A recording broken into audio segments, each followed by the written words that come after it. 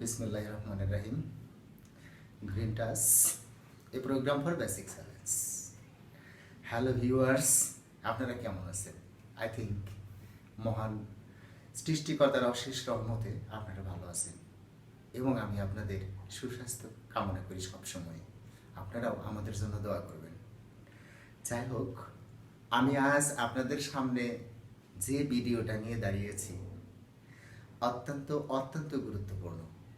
ভিডিওটা হলো এই যে কিভাবে পরীক্ষায় ভালো রেজাল্ট করা যায়, অর্থাৎ পরীক্ষায় ভালো রেজাল্ট করার চমৎকার বা অপূর্ব কিছু কৌশল।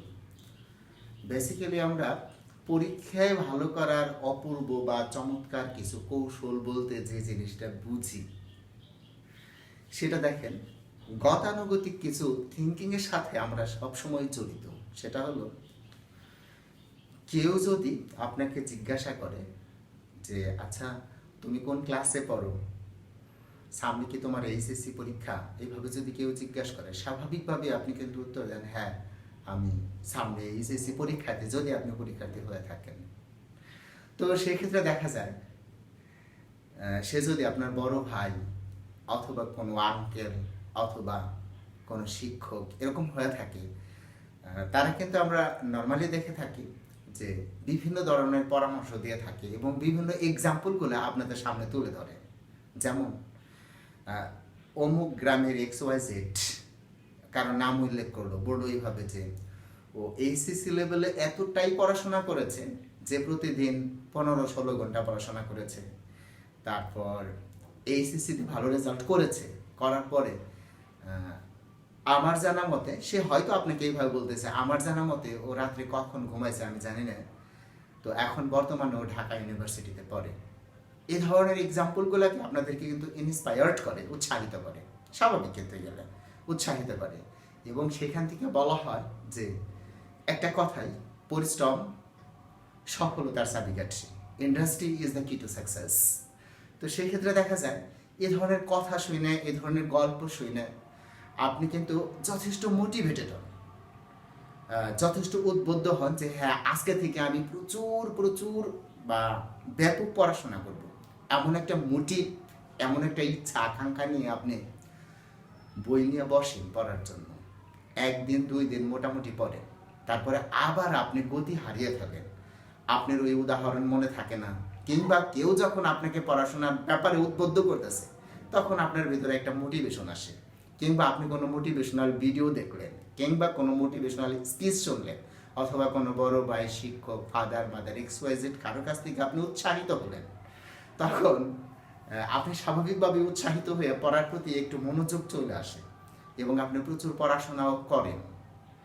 আবার এমনও দেখা যায় কিছু কিছু স্টুডেন্ট আছে তারা অনেক পড়াশোনা করে, অর্থাৎ যখন এই কথাগুলো শোনে, শোনার পরে সে অনেক পড়াশোনা করে, অনেক পড়াশোনা করার পরেও দেখা যায় যে সে কাঙ্ক্ষিত রেজাল্ট পর্যন্ত পৌঁছাইতে পারে না। অর্থাৎ তার যে টার্গেট ছিল, অনেক পড়াশোনা করে, টার্গেট ছিল আমি এইচএসসিতে A+ পাবো, কিন্তু দেখা যায় এইচএসসিতে সে পেয়ে বসেছে 3.42।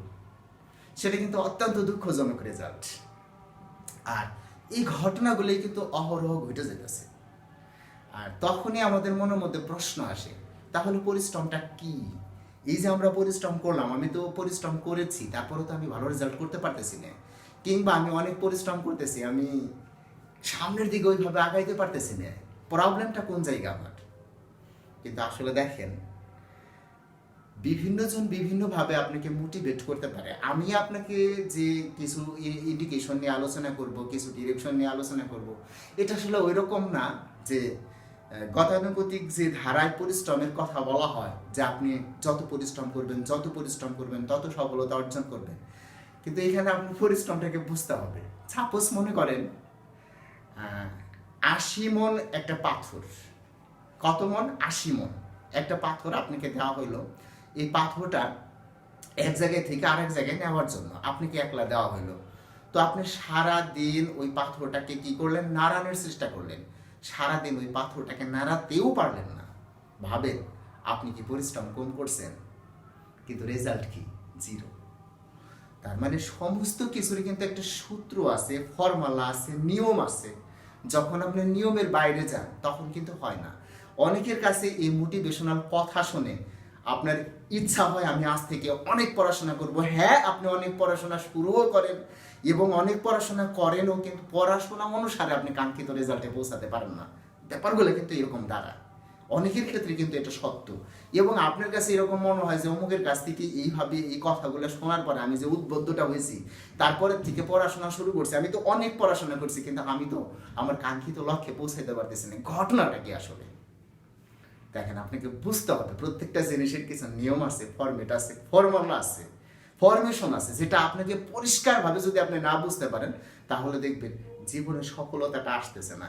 দেখেন, এমন ঘটনাও আছে, একজন স্টুডেন্ট 16 ঘন্টা পড়াশোনা করছে ইউনিভার্সিটি অ্যাডমিশন টেস্টের জন্য, প্রতিদিন 16 থেকে 17 ঘন্টা প্রচুর পড়াশোনা করছে, তার কোনো পাবলিক ইউনিভার্সিটিতে চান্স হয় নাই। এক্সাম্পল কিন্তু আছে এরকম অহরহ। আবার একজন দেখা গেছে 8-10 ঘন্টা পড়াশোনা করছে, হ্যাঁ, তার ঢাকা ইউনিভার্সিটিতে ভালোভাবে তার চান্স হয়ে গেছে। এখানে কি বলবেন আপনি মেধার বিষয়টা, যে ওর ব্রেন ভালো ছিল, ওর ব্রেন ভালো ছিল না। ঘষতে মাঝতে ঘষতে ঘষতে ব্রেনটাও কিন্তু ঠিক হয়ে যায়, কিন্তু আপনাকে সঠিক ফর্মেটে আসতে হবে। প্রথমে দেখেন, আমি আজকে যে বিষয়টা নিয়ে দাঁড়াইছি সেটা হলো পরীক্ষায় কিভাবে ভালো রেজাল্ট করা যায়। আচ্ছা, পরীক্ষায় কিভাবে ভালো রেজাল্ট করা যায়, এই কথাটার সঠিক উত্তর আসতে গেলে প্রথমে আপনাকে জানতে হবে হোয়াট ইজ দ্য এক্সামিনেশন, আসলে পরীক্ষাটা কি, পরীক্ষা কাকে বলে। দেখেন, পরীক্ষা হলো কাউকে যাচাই করাটাই পরীক্ষা, কাউকে কোনোভাবে যাচাই করাটাই কি একটা পরীক্ষা। দেখেন, পরীক্ষা দুই ধরনের, একটা হলো নিজেকে যাচাই করা, অর্থাৎ নিজেকে নিজের দ্বারাই যাচাই করা, আর একটা হলো নিজেকে অন্যের দ্বারা যাচাই করা। দুইটা পদ্ধতি কিন্তু। দেখেন, আপনি নিজেকে নিজের দ্বারা যত বেশি যাচাই করবেন, নিজেকে নিজের দ্বারা আপনি যত বেশি যাচাই করবেন, অন্যের দ্বারা যাচাইয়ের ক্ষেত্রে আপনার কনফিডেন্স লেভেল, আত্মবিশ্বাস লেভেল তত বেশি গেইন করবে। ব্যাপারটা কিন্তু এই, আপনি নিজেকে প্রতিনিয়ত কতটা যাচাই করেন।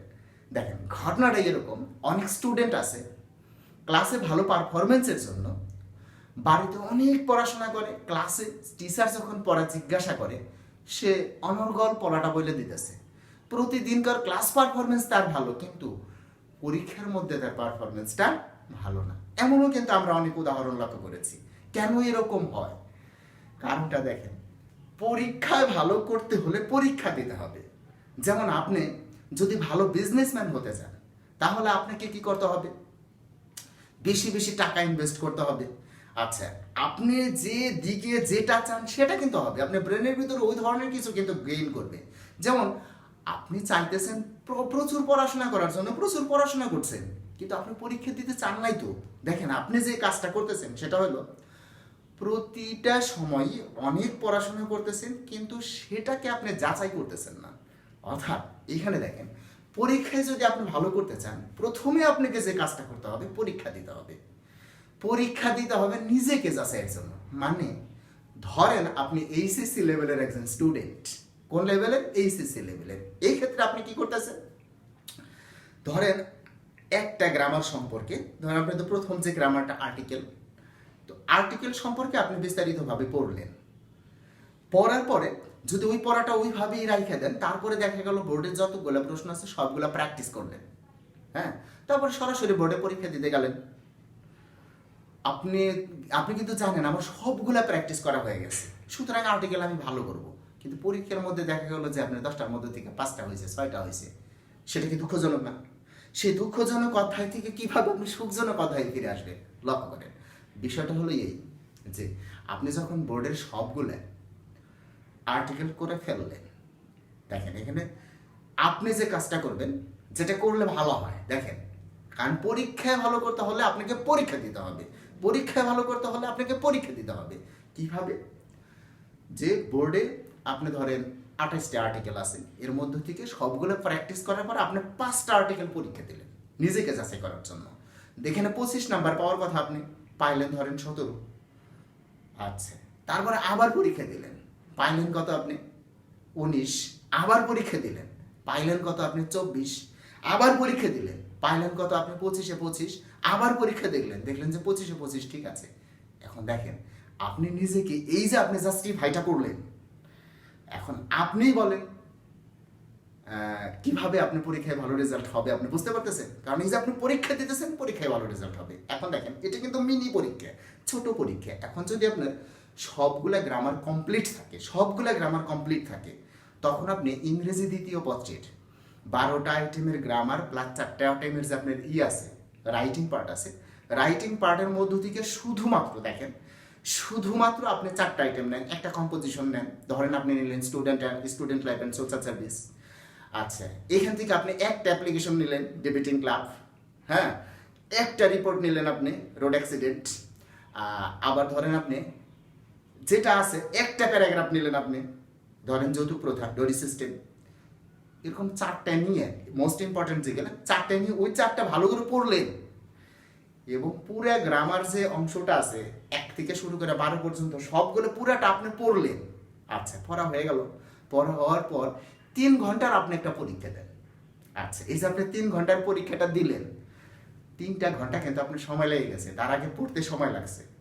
আচ্ছা, এরপরে আপনি যে কাজটা করবেন সেটা হলো আপনি নিজেই এটাকে মূল্যায়ন করে দেখলেন গ্রামারের মধ্যে 60-এর মধ্যে আপনি পেয়েছেন 35 এবং রিটেন পার্টে আপনি যেটা লিখছেন এটাও ভালো করে দেখলেন যে এখানে যদি আপনি 50% বা 60% মার্ক দেন, যেভাবে লিখছেন মার্ক দেওয়ার পরে টোটাল আপনার মার্কস ধরে চলে আসলো 50 বা 55। এটা কিন্তু আপনি কমন প্রশ্ন, ঠিক আছে, বাট আপনাকে কি করতে হবে এই মার্কসটা 80%-এর উপরে উঠাতে হবে। আচ্ছা, তাহলে দেখেন এর পরবর্তীতে আপনি কি করতে হবে, পুরোটা আবার পড়তে হবে, আবার পড়ার পরে আবার আরেকটা পরীক্ষা দেন আপনি ওই একই প্রশ্নে। এরপরে দেখলেন আপনার মার্কস উঠে গেছে কত, 70+। এরপরে আবার আরেকটা পরীক্ষা দেন ওই প্রশ্নে। আচ্ছা, এখন আপনার মার্কসটা কত আসবে, অবশ্যই 80+। এইভাবে আপনি প্রতিনিয়ত পরীক্ষা দেওয়া শুরু করেন। প্রতিনিয়ত যখন আপনার কোর্সটা কমপ্লিট তখন এইভাবে যখন আপনি প্রতিনিয়ত পরীক্ষা দিবেন, আপনি বলেন আপনি কতক্ষণ পড়বেন, এটা কি আর কারো কাছে জিজ্ঞাসা করবেন? প্রশ্নই ওঠে না। আপনি কতটুকু সময় জায়গা থাকবেন কারো কাছে জিজ্ঞাসা করবেন? কিচ্ছু না। এভাবে যদি আপনি বোর্ডের সবগুলো কোশ্চেন শেষ করতে পারেন নিশ্চিত আপনি A+ পাবেন। কেন পাবেন জানেন? আমরা জানি বোর্ডের কোশ্চেন থেকে সাধারণত গ্রামাটিক্যাল সাইডে প্রশ্ন কমন পড়ে না, কিন্তু আপনি কি জানেন বোর্ডের কোশ্চেনের বাইরে একটা প্রশ্নও হয় না। কারণ কি, বোর্ডের প্রশ্ন তো বোর্ডের প্রশ্নের মতোই হয়। হ্যাঁ, 2019 সালে যে ধরনের প্রশ্ন হয়েছে 20 সালে তো একই ধরনের প্রশ্ন হবে। ব্যাপারটা বুঝছেন? তার মানে যদি আপনার বোর্ডের গুলো বুঝে করা থাকে তাহলে পরবর্তী বোর্ডের যে প্রশ্নগুলো আসবে সেটা কিন্তু আপনি খুব চমৎকারভাবে অ্যান্সার করতে পারবেন। আপনি কি বুঝতে পারছেন এখন বিষয়টা কি?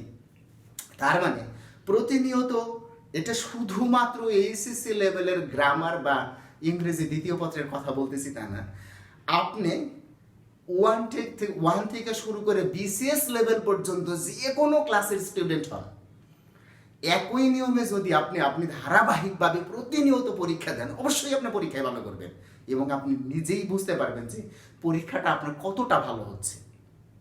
কিন্তু আপনি যদি পরীক্ষা না দেন, অনেক পড়াশোনা করলেন, 50টা কম্পোজিশন মুখস্থ করে বলাই দিয়েছেন, কারণ আপনি তো মাথায় কোনো প্ল্যানই নাই।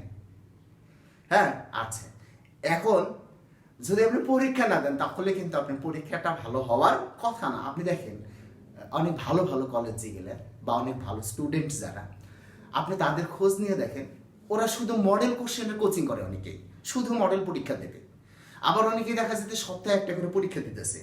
এই যে পরীক্ষাগুলো দিতেছে কোর্সটা কমপ্লিট হওয়ার পরে, এই কাজটা যেমন এখন যে লকডাউন চলতেছে এই সময়ের মধ্যে এই কাজটা কিন্তু আপনি ঘরে বসে করতে পারেন, মূল্যায়ন করতে পারেন, যাচাই করতে পারেন। আর এটা যদি আপনি করেন আপনি দেখবেন সময়ই পাবেন না, ঘুমেরও সময় পাবেন না, খাওয়ারও সময় পাবেন না। আর তাই আমি আপনাকে বলবো না অধিক পরিশ্রম করেন, না, ফর্মালা আপনাকে পরিশ্রম করতে বাধ্য করবে। এই যে এই সিস্টেমটা আপনাকে পরিশ্রম করতে বাধ্য করবে এবং আপনার ব্রেনের ভিতরে তখন একটা লক্ষ্য তৈরি হবে, হ্যাঁ আমি তো পরীক্ষায় ভালো করতেছি। যখন আপনি কতগুলো পরীক্ষা দিবেন তখন দেখবেন যে আপনি অনেক ভালো করতেছেন, তখন আপনার ভিতরে টার্গেট তৈরি হবে যে আমি এই রেজাল্ট করব, এই ধরনের রেজাল্ট আমার হবে, এবং আপনি যে ধরনের রেজাল্ট কল্পনা করবেন সেই ধরনের রেজাল্টই কিন্তু আপনার হবে। আমি কি বুঝাইতে পারছি? তাহলে দেখেন এখানে আসলে বেসিক্যালি 3টা টপিকস। সেটা হলো পরীক্ষায় ভালো করতে হলে আপনাকে কি করতে হবে, পরীক্ষা দিতে হবে 1। নাম্বার 2, পরীক্ষায় ভালো করতে হলে কি আপনার দেওয়া পরীক্ষা আপনাকে মূল্যায়ন করতে হবে। আচ্ছা, টপিক 3 নাম্বার টিপস যেটা, সেটা কি আপনি যে খাতাটা মূল্যায়ন করছেন সেটা সংশোধন করে আবার পুনরায় আপনাকে পরীক্ষা দিতে হবে। তার মানে পরীক্ষা দিতে হবে, মূল্যায়ন করতে হবে, সংশোধন করতে হবে। এটা যখন আপনি নিয়মিতভাবে করতে থাকবেন প্রত্যেকটা সাবজেক্টে আপনি হয়ে যাবেন জিনিয়াস। এটাই কিন্তু স্বাভাবিক, কারণ এখানে সমস্যা হলো আমরা অনেকেই আছি শুধু পড়ি। যেমন যারা ইউনিভার্সিটি লেভেলে পরীক্ষা দেবে, অ্যাডমিশন টেস্ট দেবে, একজন করলো কি সাধারণ জ্ঞানের বই একটা সারা মুখস্থ করে ফেললো, সারা বইটা মুখস্থ করে ফেললো, কিন্তু তিনি কোনো প্রশ্ন ফেস করলেন না। আচ্ছা, সে কিন্তু হলের মধ্যে যে কিচ্ছু চোখে দেখবে না, আউলে যাবে। কিন্তু আরেকজন কি করছে, সেটা হলো বিগত সবগুলা বছরের প্রশ্ন সলভ করছে এবং প্রশ্নগুলো পরীক্ষা দিয়েছে এক। আর দ্বিতীয়ত সে কি করছে, পুরো একটা বই, অথেন্টিক একটা বই যেটা তার কাছে ভালো লাগছে, মুখস্থ করে ফেলছে এবং পুরো বইটাই সে কি করছে, প্রতিনিয়ত পরীক্ষা দিয়ে সে নিজেকে যাচাই করছে।